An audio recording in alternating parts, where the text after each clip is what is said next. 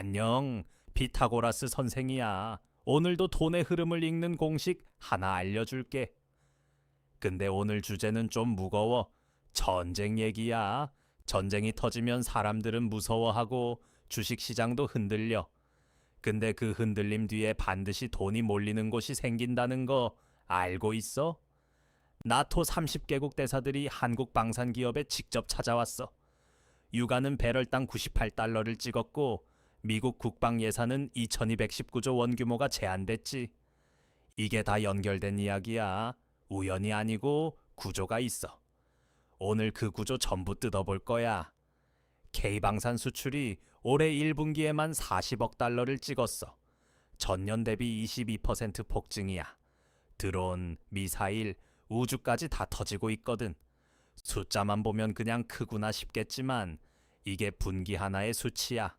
1년으로 환산하면 160억 달러 페이스거든. 역대급이지.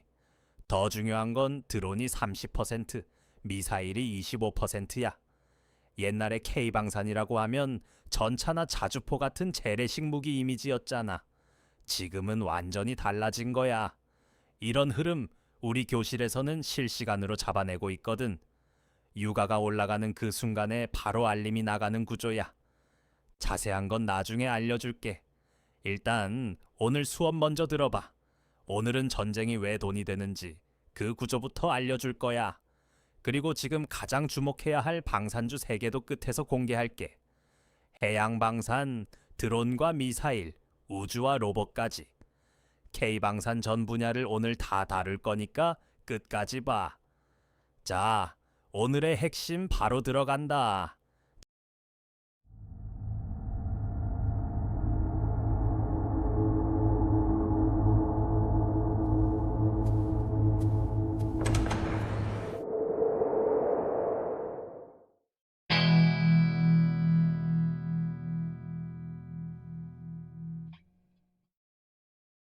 자, 1교시 시작할게. 전쟁이 왜 투자 기회가 되는 건지 그 구조부터 알려줄 테니까 잘 따라와. 이게 불편하게 들릴 수 있어. 전쟁으로 돈 번다는 게 이상하게 느껴질 수도 있거든. 근데 솔직하게 얘기하면 이건 역사 속에서 반복되어 온 사실이야. 전쟁이 나면 각국 정부가 무조건 군비를 늘려. 그게 예산으로 바뀌고 그 예산이 기업으로 흘러가. 그 기업의 주가가 오르는 거야. 감정이 아니라 메커니즘의 문제야.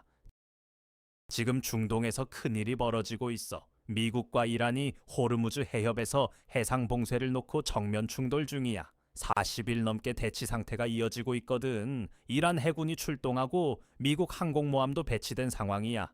호르무즈 해협이 어떤 곳이냐면 그냥 좁은 바다가 아니야. 전 세계 석유 흐름의 병목 지점이야. 여기가 막히면 전 세계 에너지 시장이 출렁이거든. 이 분쟁이 터지면서 유가가 하루 만에 3% 뛰었어. 전 세계 석유의 20%가 이 해협을 통과하거든. 여기가 막히면 에너지 대란이야. 배럴당 85달러에서 98달러까지 올랐어. 2주 사이의 이야기야. 시장이 얼마나 민감하게 반응하는지 보이지? 유가가 오르면 에너지 비용이 올라가고 각국 정부는 더 긴장해. 군사적 대비를 강화하고 그게 국방 예산 증가로 이어지는 거야. 그래서 미국이 뭘 했냐면 2027년 국방 예산을 1조 5천억 달러로 제한했어. 우리 돈으로 2219조 원이야. 역대급이지. 이게 얼마나 큰 숫자냐면 한국 연간 정부 예산 전체보다 4배가 넘어. 딱 이 하나 숫자만 봐도 방산 시장이 얼마나 커지는지 느껴지지? 예산이 이 규모로 잡히면 미사일 교체, 드론 확충, 사이버 방어까지 전부 발주가 나. 주문이 어디로 가냐면 기술력을 갖춘 방산 기업으로 가는 거야. 구조는 간단해. 전쟁이 터지면 국방비가 늘어나고 국방비가 늘면 방산 주문이 폭증해. 주문이 폭증하면 방산 기업 주가가 올라가는 거지. 이걸 공식으로 외워놔. 지정학 충돌이 뉴스에 나오면 방산 섹터를 봐야 해. 이 공식은 역사 속에서 수십 번 반복됐어. 걸프전 때도 이라크전 때도 우크라이나 때도 마찬가지였거든. 중요한 건 타이밍이야. 분쟁 초기에 선점한 사람과 뉴스가 다 나온 뒤에 들어간 사람의 수익이 완전히 달라. 그래서 정보를 빨리 잡는 게 핵심이야. 실제로 미국 방산주를 봐봐. 로키드 마틴 1%, 제너럴 다이내믹스 1.7%, 노스롭 그루먼 1.2%, 일제히 반등했거든. 분쟁 초기엔 전체 시장이 흔들리면서 이 종목들도 6% 빠졌어. 근데 그게 바닥이었고 지금은 다 회복하고 올라서고 있는 거야. 이게 패턴이야. 분쟁이 터지면 일단 시장은 공포로 반응해. 그 공포 구간이 오히려 방산주 매수 타이밍이 되는 경우가 많거든. 근데 미국 방산주만 오르는 게 아니야. 한국 방산주가 진짜 대박이거든. 어떤 종목이 가장 주목할 만한지 그건 마지막 교시에서 공개할게. 미국 종목은 달러 환전 비용의 세금도 복잡해. 반면 한국 방산주는 접근이 훨씬 쉬워. 그리고 성장률도 미국 방산주보다 훨씬 높거든. 이게 핵심이야. 자, 2교시 들어간다. K방산이 왜 이렇게 미친 듯이 성장하는지 핵심을 뜯어볼 거야. K방산은 갑자기 뜬 게 아니야. 오랫동안 준비해왔던 산업이야. 우리나라가 70년 넘게 분단 국가로 살아오면서 쌓인 군사기술이 베이스거든. 실전을 가정한 무기를 계속 만들어 왔고 그게 품질로 이어졌어. 그러다가 지금 세계가 필요로 하는 시대가 온 거야. K방산 수출액이 2025년에 140억 달러였어. 전년 대비 15% 증가했는데 올해 1분기에만 벌써 40억 달러를 넘겼지.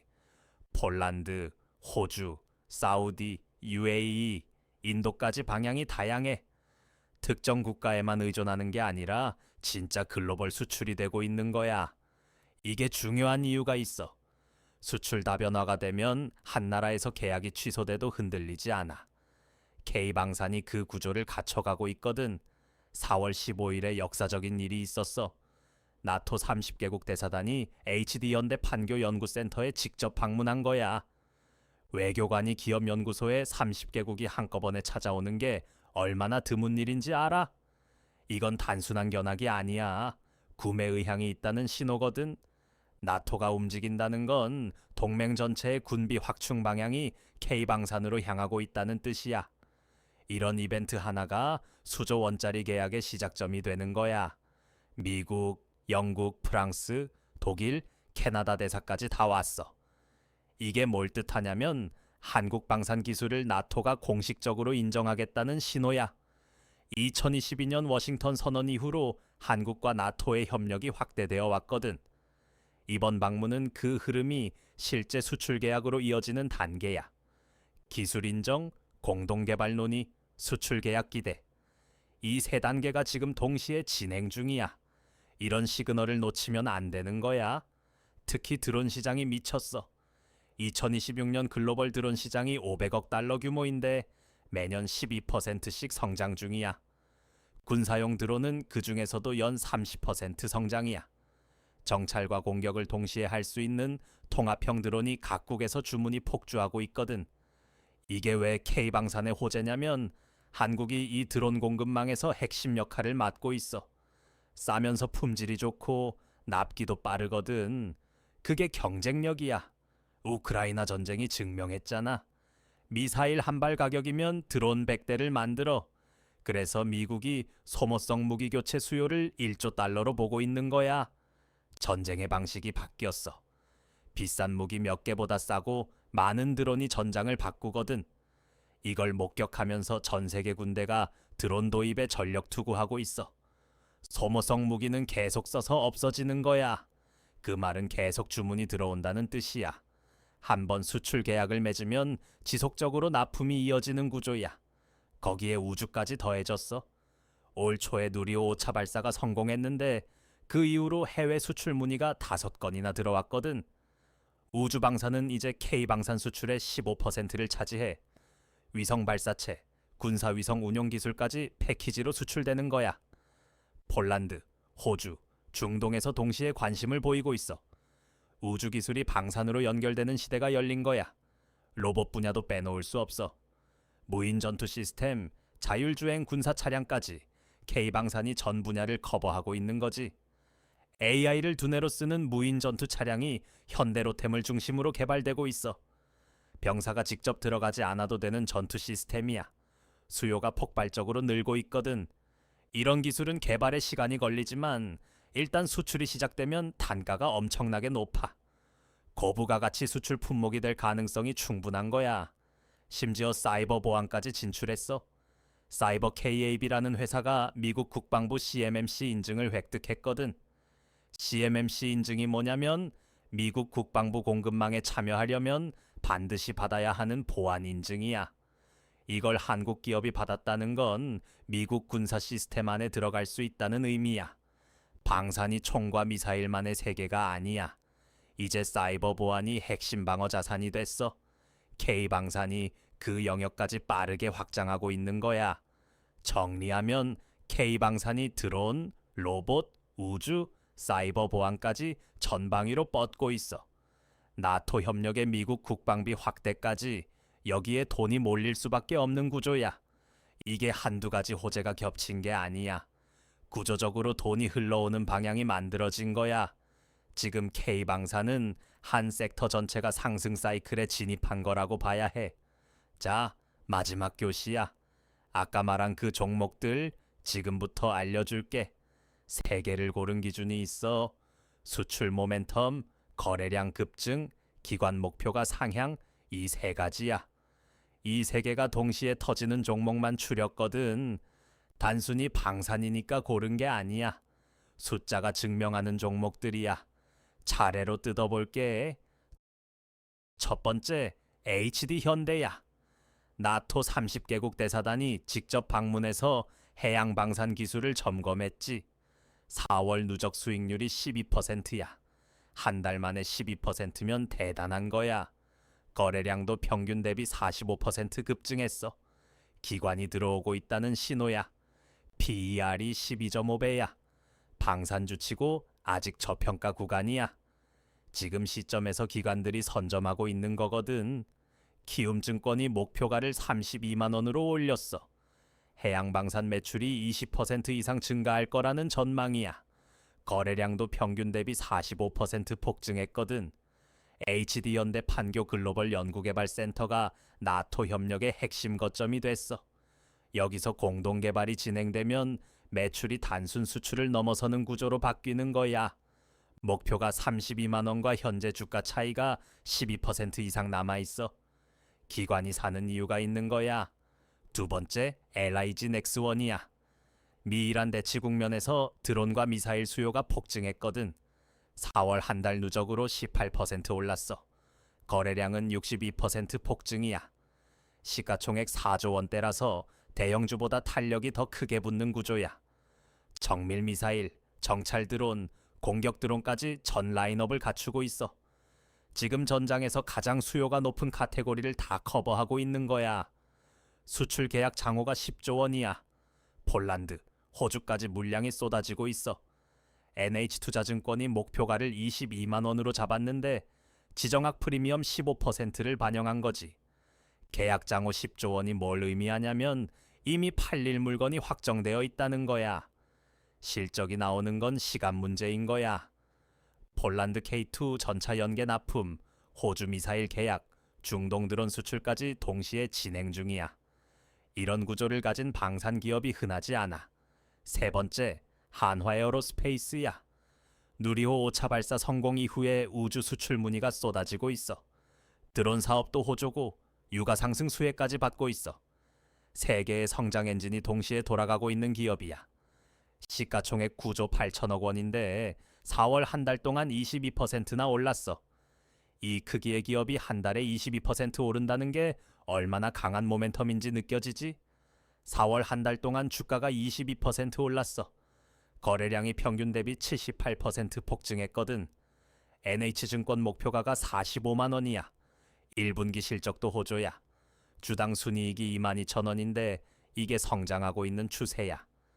수출 문의 5건이 계약으로 이어지면 실적이 한 번 더 점프할 가능성이 높아. 우주, 드론, 지상 방산까지. 전 영역을 갖춘 방산 기업은 한화에어로스페이스가 사실상 유일해. 그래서 기관이 가장 큰 비중으로 담고 있는 종목이야. 자, 정리하면 한화에어로 22%, LIG 넥스원 18%, HD현대 12%. 유가 98달러 돌파 이후에 이 세 종목 거래량이 평균 50% 이상 늘었어. 숫자만 봐도 기관과 외국인이 이미 움직이고 있다는 게 보여. 개인 투자자가 이 흐름을 뒤늦게 따라가면 수익이 줄어드는 거야. 세 종목 다 특성이 달라. 한화에어로는 공격적, LIG 넥스원은 중간, HD현대는 안정적이야. 본인 성향에 맞게 골라서 들어가는 게 맞아. 근데 리스크도 반드시 알아야 해. 유가가 $100를 넘기면 오히려 인플레이션 압박으로 방산 예산이 축소될 수 있어. 좋은 것만 보면 안 돼. 투자는 항상 양면을 봐야 해. 리스크를 미리 알고 대비하는 게 진짜 실력이거든. 환율도 봐야 해. 환율이 떨어지면 수출로 벌어도 국내 수익이 줄어들어. 지금 환율 1,450원대가 유지되는 동안은 수출 마진이 좋은데 이게 바뀌면 다른 계산이 나와. 특히 미이란이 휴전하면 방산주가 10에서 15% 조정받을 수 있어. 그래서 한 종목에 몰빵하면 안 되고 반드시 분산 투자로 접근해야 해. 시나리오를 두 가지로 나눠서 생각해봐. 대치가 지속되면 추가 상승 여력이 있어. 휴전이 되면 조정이 올 수 있고 그 조정이 다음 매수 기회가 되는 거야. LIG 넥스원 1분기 실적 발표가 4월 20일이야. 그 전으로 변동성이 커질 수 있어. 실적 발표 일정은 미리 캘린더에 체크해놔. 자, 그러면 이런 흐름 속에서 우리 교실 학생들은 어떻게 움직였을까? 유가가 급등하기 시작할 때 바로 방산주 진입 타이밍을 잡았어. 실시간으로 정보를 공유하고 즉각 대응한 학생들이 수익을 냈거든.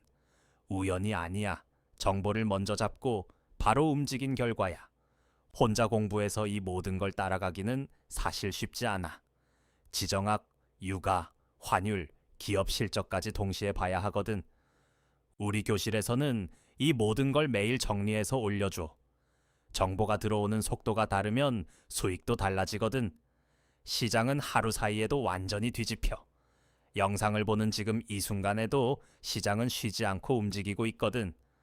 유가가 하루 만에 3% 올랐어. 그 하루 사이에 진입한 사람과 못한 사람의 차이가 생기는 거야. 타이밍이 전부는 아니지만 타이밍이 수익률을 결정해. 혼자서 다 분석하기 힘들잖아. 실시간으로 같이 보고 같이 판단하고 같이 움직이는 게 핵심이야. 정보 격차가 수익 격차가 돼. 이게 주식시장의 냉정한 현실이야. 그 격차를 줄여줄 수 있는 곳이 우리 교실이야. 다들 방산주 어떻게 보고 있어? 다음에 터질 종목이 뭐라고 생각해? 댓글로 알려줘. 오늘 배운 공식을 다시 정리하면 이래.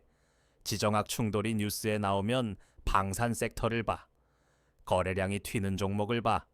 기관 목표가가 오른 종목을 봐. 이 세 가지가 겹치는 종목이 오늘 말한 그 세 개였거든.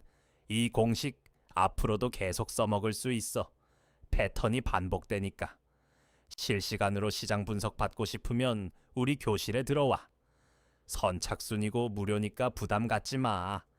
들어오는 방법은 화면에서 바로 확인할 수 있어. 잘 보고 들어와. 안녕하세요. 선생님 제자 김한나예요. 지금부터 교실 입장하는 방법을 차근차근 알려드릴게요. 자, 고정 댓글을 보시면 이 링크를 눌러주세요. 그 다음 입장하기 버튼을 눌러주세요. 그럼 교실 입장 전에 간단하게 선생님이 질문을 하실 거예요. 이렇게 밑에 입력창이 있으니 차근차근 대답해 주시면 돼요.